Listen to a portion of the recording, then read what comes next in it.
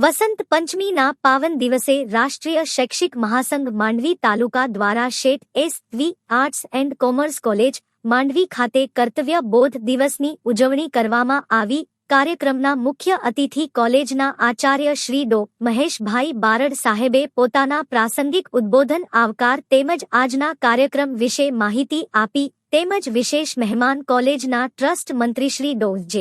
C. Patel સાહેબ પણ આજના દિન વિશે તેમજ રાષ્ટ્રભક્તિ વિશે સમજ આપી. મુખ્ય વક્તા શ્રીમાન માંડવી નગર કાર્યવાહ શ્રી ઈશ્વરભાઈ દડગા એ સ્વામી વિવેકાનંદ અને સુભાષચંદ્ર બોઝની રાષ્ટ્ર પ્રત્યેની ભાવના સમજાવીને શિક્ષકોને રાષ્ટ્રહિત ધ્યાને રાખી શિક્ષણ ક્ષેત્રે ઉમદા કર્તવ્ય બજાવવા આહવાન કર્યું હતું. સાથે સાથે પંચ પરિવર્તન વિશે વિચારો રજૂ કરવામાં આવ્યા હતા.